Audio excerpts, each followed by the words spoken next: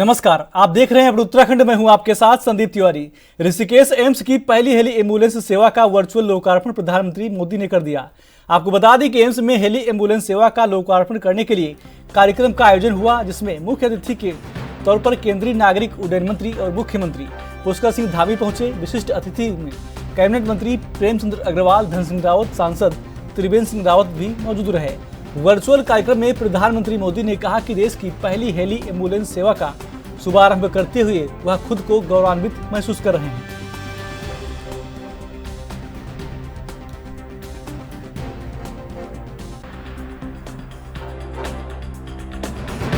और इमरजेंसी के समय में लोगों के जीवन को बचाने में उनको सरलता से उपचार प्राप्त हो, उसमें एक महत्वपूर्ण कदम साबित होगा। इसके लिए मैं आदरणीय प्रधानमंत्री जी का, स्वास्थ्य मंत्री जी का धन्यवाद। सर, दुर्गम क्षेत्र पहाड़ों के लिए कितना लाभ है? दुर्गम क्षेत्रों के लिए ये सेवा बिल्कुल संजीवनी सेवा की तरह साबित होगी, क्योंकि उनको तत्काल जैसी जरूरत होगी वैसे ही सेवा प्राप्त हो जाएगी। मुख्यमंत्री ने सभी चयनित अभ्यर्थियों को बधाई देते हुए कहा कि धनतेरस के पावन अवसर पर मिलने वाला यह उपहार निश्चित ही आपके जीवन में खुशियों का प्रकाश फैलाएगा। आपके जीवन में सफलता का यह दिन मेहनत, समर्पण और लगन की वजह से ही आया है। आपको बता दें कि उन्होंने कहा कि अध्यापन कोई सामान्य कार्य नहीं बल्कि एक बड़ी जिम्मेदारी है। विशेषकर उच्च शिक्षा मानवीय संसाधनों को तराशने का एक प्रमुख साधन है, क्योंकि उच्च शिक्षा युवा शक्ति को सही दिशा देने का कार्य करती है। मुख्यमंत्री ने कहा कि पिछले 3 सालों में प्रदेश के करीब 18,500 युवाओं को सरकारी नौकरी प्रदान की जा चुकी है। आगे भी भर्ती प्रक्रिया निरंतर गतिमान है।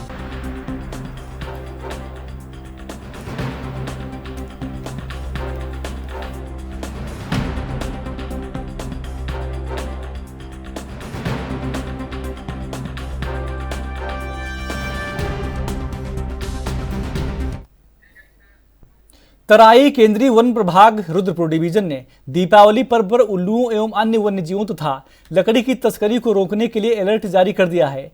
इसके लिए वन विभाग ने रात्रि गश्त बढ़ाने तथा तस्करों के मामलों में लिप्त आरोपियों की धरपकड़ के निर्देश जारी कर दिए हैं।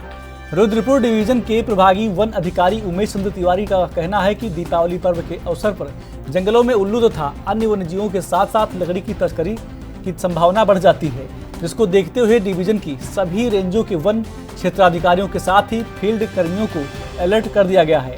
उन्होंने कहा कि दिवाली पर उल्लू की तस्करी की अधिक संभावना बनी रहती है, जिसको देखते हुए रात्रि गश्त को और अधिक मजबूत करने के निर्देश दिए गए हैं।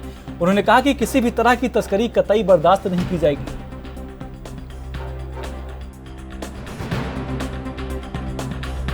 जो दिवाली का मौका रहता है उसमें निश्चित रूप से अवैध शिकार की, विशेष रूप से जो उल्लू है उसको लेकर के सतर्कता बरती जा रही है, क्योंकि ऐसी मान्यता है कि कुछ लोग कई तरीके के कामों के लिए उसका प्रयोग करते हैं। तो एक तो किसी तरीके का अवैध आखेट जंगल में ना हो, इसकी तरफ ध्यान दिया जा रहा है, और दूसरा जो पारंपरिक रूप से जंगलों में अवैध कटान वगैरह होता है उसको उस पर नियंत्रण बना रहे और कोई बड़ी घटना ना होने पाए, तो उसको लेकर के सारे डिवीज़न के जो स्टाफ हैं, रेंजेस हैं, उनको सतर्क किया गया है और नियमित रात्रि गश्त की जा रही है। दिन में भी स्टाफ अपना काम कर रहा है। सारे स्टाफ को अपने कार्य क्षेत्र में रह करके वन क्षेत्रों की देखभाल करने और नियमित गश्त करने के निर्देश हम लोगों ने दिए हैं और वो लोग उसके अनुसार कार्रवाई कर रहे हैं। लौह पुरुष सरदार वल्लभ भाई पटेल की जयंती को देश में एकता दिवस के रूप में मनाया जाता है। उनके जन्म दिवस पर कई कार्यक्रम आयोजित किए जाते हैं। आपको बता दें कि साथ ही श्रद्धांजलि भी दी जाती है। लौह पुरुष सरदार वल्लभ भाई पटेल की जयंती 31 अक्टूबर को देश भर में पूरे उत्साह के साथ राष्ट्रीय एकता दिवस के रूप में आयोजित की जाती है। उनके जन्मदिन के अवसर पर राजधानी देहरादून में रन फॉर यूनिटी का आयोजन किया गया, जिसमें मुख्यमंत्री पुष्कर सिंह धामी शामिल हुए। मुख्यमंत्री पुष्कर सिंह धामी ने क्रॉस कंट्री दौड़ को हरी झंडी दिखाकर शुभारंभ किया। कैसे देखते हैं कोई योगदान? सरदार पटेल का इस देश की एकता और अखंडता, इस देश को एक सूत्र में बांधने में बहुत बड़ा योगदान उनका रहा, और इसीलिए रन फॉर यूनिटी एकता दिवस के रूप में इसको हमारे प्रधानमंत्री जी ने 2014 के बाद मनाने का और लोगों के ध्यान में लाने के लिए इस दिवस को एक एकता दिवस के रूप में मनाने का जो निर्णय किया, उससे निश्चित रूप से हमारी नई पीढ़ी की जो सरदार पटेल का आज़ादी से पहले और आज़ादी के बाद जो महत्वपूर्ण योगदान रहा वो हम सब के लिए बहुत ही प्रेरणादायक और विशेषकर हमारी नई पीढ़ी के लिए कि उन्होंने इतना बड़ा योगदान देके देश के अंदर जो अलग अलग रियासतें थी उन सभी रियासतों को एक सूत्र में बांधकर भारत में जोड़ने का काम किया था। और इसीलिए आज एक भारत और श्रेष्ठ भारत है, उसको आगे बढ़ाने का काम हमारे प्रधानमंत्री जी के नेतृत्व में हो रहा है। हर जगह एकता दिवस के रूप में आज दौड़ हो रही है और निश्चित रूप से जितने भी हमारे महापुरुष हैं उन महापुरुषों का जन्म दिवस हमको ये याद दिलाता है, स्मरण कराता है कि हमको अपने जीवन समाज के लिए और देश के लिए सबसे पहले जो हमसे हो सकता है हमें करना चाहिए, समर्पण भाव के साथ, ईमानदारी से, पारदर्शिता से। और निश्चित रूप से देश हमेशा उनको याद करता है, स्मरण करता है, इसलिए हम आज उनकी जयंती मना रहे हैं। 3 वर्षों से धोखाधड़ी के कई मुकदमों में फरार चल रहे 2 सगे भाइयों को उत्तराखंड एसटीएफ की टीम ने दिल्ली से गिरफ्तार कर लिया है। बता दें कि स्टॉक मार्केट में पैसों को इन्वेस्ट करने का झांसा देकर इन दोनों भाइयों ने कई लोगों से लगभग 25 करोड़ रुपयों की ठगी की है। ठगी करने के बाद टेक्नोलॉजी का भरपूर इस्तेमाल करते हुए यह दोनों भाई फरार हो गए। वहीं एसटीएफ उन्हें पकड़ने के लिए बीते 1 वर्ष से इन्हें ट्रेस करने की कोशिश कर रही थी। आपको बता दें कि यह दोनों भाई उत्तराखंड के पिथौरागढ़ क्षेत्र के रहने वाले हैं और दोनों पर 35,000 का इनाम भी पुलिस द्वारा रखा गया था। ये लगभग 3 साल से फरार अभियुक्त हैं और ये सीबीसीआईडी सेक्टर हल्द्वानी द्वारा ये तफ्तीश की जा रही है। और इसमें ये 2 भाई हैं, जगदीश सिंह बोरा और कमलेश सिंह बोरा। इन दोनों को अरेस्ट कर लिया गया है। जगदीश के ऊपर 25,000 का इनाम है और कमलेश के ऊपर 10,000 का इनाम है। सर ये किस तरीके से ये पूरा फ्रॉड करते थे, क्या जरा इसकी जानकारी? इनके ऊपर यूपीआईडी एक्ट में मुकदमा है, बर्ड्स एक्ट में भी है, 420 के केसेस भी हैं और इन्होंने लगभग 25 करोड़ की धोखाधड़ी करी है। और ये मूलतः जनपद पिथौरागढ़ के रहने वाले हैं और वहीं के लोगों के साथ इन्होंने धोखाधड़ी करी है। और ये लोगों से इन्वेस्टमेंट के नाम पे पैसा लेते थे और उनको ये कहा जाता था कि आपको इसमें भारी मुनाफा दिया जाएगा और वास्तव में लोगों का पैसा वापस नहीं हुआ। तो ये केसेस रिपोर्ट हुए और इन्वेस्टमेंट के नाम पे पैसे लिए। इसके अतिरिक्त इन्होंने ज़मीनों के नाम पे भी पैसे लिए लोगों से।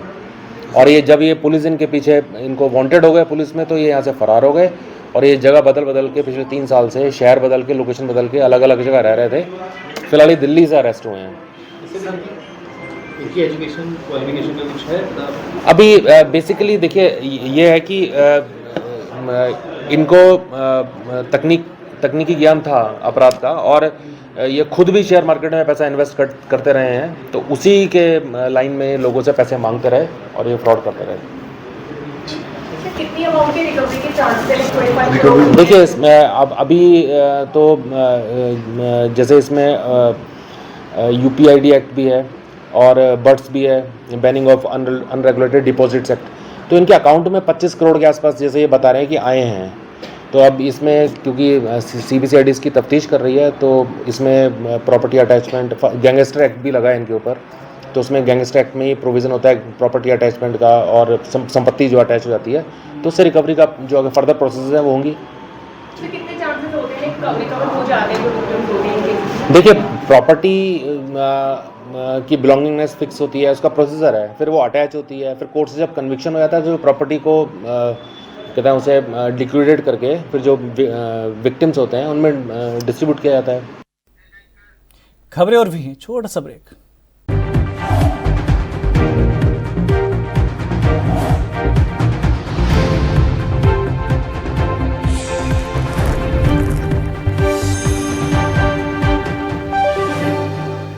ब्रेक के बाद स्वागत है आपका। खबरों में आगे बढ़ते हैं। उत्तराखंड हाईकोर्ट की खंडपीठ ने राज्य सरकार के शासनादेश के आधार पर जनहित याचिका को निस्तारित कर दिया है। अब छात्र संघ चुनाव प्रदेश में नहीं होंगे। सरकार की तरफ से कहा गया है कि 23 अप्रैल 2024 को शासनादेश जारी कर दिया गया था। कहा गया था कि 30 सितंबर तक छात्र संघ चुनाव हो जाने चाहिए, लेकिन विश्वविद्यालयों ने उस आदेश का अनुपालन नहीं किया। चुनाव कराने की समय सीमा निकल चुकी है, इसलिए अब छात्र संघ का चुनाव कराना संभव नहीं है। इसके आधार पर कोर्ट ने जनहित याचिका निस्तारित कर दी थी। पूरे मामले पर कांग्रेस की मुख्य प्रदेश प्रवक्ता गरिमा महाराज सोनी का कहना है कि सरकार ने अब तक छात्र संघ चुनाव क्यों नहीं कराए, यह सरकार को बताना चाहिए। यह सुनिश्चित करने का काम किसका था कि अब तक चुनाव क्यों नहीं हुए हैं। एक तरफ प्रधान सेवक का मैंने 5 दिन पहले का बयान देखा जिसमें उन्होंने कहा वो 1 लाख युवाओं को राजनीति से जोड़ेंगे। मुझे बताए भारतीय जनता पार्टी कि एक तरफ तो प्रधान सेवक उनका नेता ये बात कह रहा है कि 1 लाख युवाओं को राजनीति से जोड़ेंगे, लेकिन राजनीति की जो पहली सीढ़ी कही जाती है छात्र संघ चुनाव, वही आप कराने के लिए राजी नहीं है। तो ऐसे में बताए भारतीय जनता पार्टी कि यहाँ छात्र संघ चुनाव क्यों नहीं हो पाए। 30 सितंबर तक यदि वक्त था चुनाव कराने का और आपने चुनाव नहीं कराया या विश्वविद्यालयों कॉलेजेस ने चुनाव नहीं कराया, सुनिश्चित करने का काम किसका था? यानी कि फॉलो अप करने का काम किसका था? ये देखने का काम किस विभाग का था कि चुनाव हो रहे हैं या नहीं हो रहे? तो आप छात्रों को राजनीति सीखने नहीं देंगे, राजनीति करने नहीं देंगे, और प्रधान सेवक जो हैं बड़ी बड़ी बातें करेंगे देश के युवाओं से। कभी कहेंगे 2 करोड़ नौकरियां दूंगा सालाना, और कभी कहेंगे 1 लाख युवा जोड़ूंगा राजनीति से। युवा जोड़ के क्या करोगे? मैं प्रधान सेवक से भी कहना चाह रही हूँ, टिकट तो आपने सारे परिवार वालों को देना है। महाराष्ट्र में अपना परिवारवाद देख लीजिए, इससे पहले हरियाणा में देख लीजिए, 28 से ज्यादा टिकट आपने परिवार के लोगों को दिया। झारखंड में आप वही काम कर रहे हैं। तो आप परिवारवाद को पल्लवित पुष्पित करते हैं और उसके बाद युवाओं के आगे खाली गाजर लटकाने का काम करते हैं। युवाओं को राजनीति में दरी बिछाने के लिए और माइक लगाने के लिए, कुर्सियां लगाने के लिए ले जाएंगे। कैबिनेट मंत्री गणेश जोशी ने दीपावली के अवसर पर विधायक निधि से 47 आंगनवाड़ी केंद्रों के लिए खेल सामग्री वितरित की है। उन्होंने कहा कि शिक्षा हमारे समाज का एक महत्वपूर्ण हिस्सा है और शिक्षा के बिना किसी भी देश या समाज का विकास होना संभव नहीं है। कहा कि इसी को ध्यान में रखते हुए हमने अपनी मसूरी विधानसभा के 47 आंगनवाड़ी केंद्रों में पढ़ रहे बच्चों को खेल और पढ़ने लिखने की सामग्री देने की शुरुआत की है। उन्होंने कहा कि ये बच्चे देश का भविष्य हैं और उन्हें सही राह दिखाना हम सबका कर्तव्य है।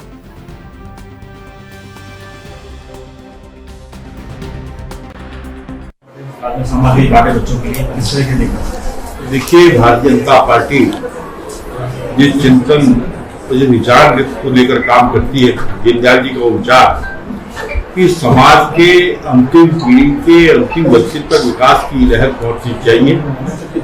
आज मैं अपने विधानसभा के 47 आंगनवाड़ी केंद्र की कार्यकर्तियों को पठन पाठन व खेल सामग्री हमने वितरित की है, क्योंकि ये गरीब घरों के वो बच्चे तो स्कूल जाने से पहले अमीर घरों के बच्चे तो प्ले ग्रुप में जाते हैं और वहां पढ़ाई करते हैं, लेकिन ये बच्चे वहां जाने में सक्षम नहीं है और आंगनवाड़ी के माध्यम से हमारी सरकार इनको आगे लाने का प्रयास कर रही है। और आज मैंने अभी अपने यहाँ की सभी आंगनवाड़ियों को 53 आंगनवाड़ी को मैं पहले सामान दे चुका हूँ, 47 को हमने आज दिया है। और इसी प्रकार मैंने अपनी विधानसभा क्षेत्र के 90% स्कूलों में हमने ये सुनिश्चित कर दिया है कि बच्चे जमीन पर नहीं बैठेंगे। मैंने अपनी अवेलेबल फंड का अधिक से अधिक खर्च विद्यालयों पर, उनके फर्नीचर पर, बच्चों को अन्य सामग्री की पूर्ति करने पर किया है। और मेरा ये मानना है किसी भी देश या समाज की ताकत का आकलन धन दौलत या आत्मीय शक्ति से नहीं, बल्कि इस बात से है कि उस समाज के, उस देश के कितने लोग शिक्षित हैं। इसलिए शिक्षा के क्षेत्र में बहुत काम करने की आवश्यकता है। और हमारी चाहे दिल्ली की नरेंद्र मोदी जी की सरकार हो, चाहे प्रदेश की धामी सरकार हो, इस क्षेत्र में ईमानदारी से काम करें। 20 नवंबर को केदारनाथ में उपचुनाव होना है, जिसको लेकर राजनीतिक दल लंबे समय से तैयारी कर रहे हैं, लेकिन इंतजार आपको बता दें कि खत्म नहीं हो रहा है। लेकिन दोनों ही पार्टियों ने इंतजार खत्म करने की उम्मीदवारों की घोषणा कर दी है और बीजेपी ने आशा नौटियाल और कांग्रेस से मनोज रावत दोनों ही उम्मीदवार अपना नामांकन भी कर चुके हैं। मनोज रावत को टिकट की घोषणा के बाद कांग्रेस प्रदेश अध्यक्ष करण महारा ने प्रतिक्रिया दी है। उनका कहना है कि कांग्रेस ने मनोज रावत को अपने प्रत्याशी के तौर पर उतारने का निर्णय लिया है। मनोज रावत पहले भी वहां के विधायक रहे हैं और उनको वहां की जानकारी भी है, इसीलिए पूरा कार्यकर्ता एकजुट है। उन्होंने कहा कि बीजेपी में एक तरफ जहां मतभेद है, वहीं कांग्रेस के सभी लोग एकजुट हैं। कांग्रेस ने मनोज रावत जी को अपने प्रत्याशी के तौर पर उतारने का निर्णय किया है और मनोज रावत जी पहले भी वहां के विधायक रहे हैं वहाँ की जो टोपोग्राफी है, वहाँ के लोग हैं, उनसे उनका मिलना जुलना है, उनसे उनके बीच में उठते बैठते हैं, उनको जानकारियाँ भी हैं और मुझे लगता है कि पूरा कार्यकर्ता इंटैक्ट है। और जिस तरीके से आपने देखा होगा बीजेपी में लोग सिरफटोल हो रही है, आज भी बयान में कुछ देख रहा था, लेकिन वहीं कांग्रेस के सभी लोग एकजुट हैं और गोदियाल जी ऑलरेडी वहाँ चले गए हैं, कुंवर सजवान वहाँ लग गए हैं, लक्ष्मण रावत वहाँ लग गए हैं, शशि सेमवाल वहाँ लगी हुई हैं और भी बहुत साथी हमारे ऐसे हैं जो वहाँ इस समय। उत्तराखंड में छात्र संघ चुनाव को लेकर मचा सियासी बवाल थम नहीं रहा है। एनएसयूआई ने छात्र संघ चुनाव बहाल करने की मांग को लेकर सचिवालय का घेराव का ऐलान कर दिया है। कांग्रेस मुख्यालय में एनएसयूआई के प्रदेश अध्यक्ष विकास नेगी ने प्रेस वार्ता की। इस दौरान उन्होंने राज्य सरकार पर गंभीर आरोप लगाए हैं। उन्होंने कहा कि प्रदेश की सरकार छात्र नीति और शिक्षक विरोधी है, इसलिए राज्य सरकार नहीं चाहती है कि कोई छात्र संगठन या छात्र नेता आगे आकर उनके खिलाफ आवाज उठाए। उनका कहना है कि सरकार का कोर्ट के आदेश का परीक्षण कराने का दावा छात्रों को गुमराह करने वाला है। सोमवार को एनएसयूआई छात्र संघ चुनाव बहाली की मांग को लेकर एनएसयूआई सचिवालय का घेराव करेगी। देखिए, आज हमने प्रेस के माध्यम से जो विद्यार्थी परिषद और भाजपा द्वारा एक माहौल बनाया जा रहा था और धन सिंह द्वारा भी आज भी स्टेटमेंट दिया गया था कि हम जो कोर्ट के डिसीजन आए उसका परीक्षण करेंगे, उसके बाद कुछ फैसला लेंगे। तो ये तमाम जो छात्रों को गुमराह करने का भाजपा और एबीवीपी जो काम कर रहे हैं, उसके लिए हमने पर्दाफाश करा है कि जो कोर्ट में पीआईएल थी वो भाजपा के आईटी सेल के जिला संयोजक हैं महिपाल सिंह, उनके द्वारा ही पीआईएल दाखिल की गई। उसके बाद ये अब सरकार को जब दिखा कि छात्र नेता छात्र आंदोलन कर रहे हैं, तो उसमें अपने बचाव के लिए वो एक बयान जारी कर रहे हैं कि हम परीक्षण करेंगे। मगर जबकि कोर्ट के द्वारा कहा गया है कि आदेश जो शासनादेश सरकार ने पारित किया है 24 अप्रैल का, उसके बिहाफ में चुनाव नहीं हो सकते हैं। मगर शासनादेश सरकार के हाथ में होता है, सरकार चाहे तो शासनादेश को आगे बढ़ा सकती है। जिस प्रकार उन्होंने यूजी के लिए 31 मई लास्ट डेट दी थी और उन्होंने 24 से 25 अक्टूबर तक प्रवेश लिए हैं, तो इसी के साथ वो छात्र संघ चुनाव के लिए भी अपना एक शासनादेश जारी कर सकती है और उसको डेट बढ़ा सकती है, जिससे कि छात्र संघ चुनाव हो। इसी को लेके हम कल सचिवालय घेराव कर रहे हैं और सरकार से मांग कर रहे हैं कि वो अपना शासनादेश चेंज करे और छात्र संघ चुनाव जल्द से जल्द पूरे प्रदेश में कराए। दीपावली धनतेरस के त्योहार के मद्देनजर थानाध्यक्ष ने मैजिक टेम्पो यूनियन के चालक परिचालक एवं व्यापार मंडल के अधिकारियों के साथ बैठक का आयोजन किया। इस दौरान थानाध्यक्ष नंदन सिंह राउत का कहना है कि धनतेरस एवं दीपावली के दिन दिनेशपुर शहर के अंदर बड़ा एवं छोटा वाहन पूरी तरह प्रतिबंधित रहेगा। इस दौरान उनका कहना है कि शहर के अंदर कोई भी व्यक्ति इस आदेश का उल्लंघन नहीं करेगा। अगर कोई उल्लंघन करता है तो पुलिस उस पर सख्त कार्रवाई करेगी। उन्होंने कहा कि आतिशबाजी की दुकान सवारियां मार्केट में लगाए जाने की व्यवस्था की गई है।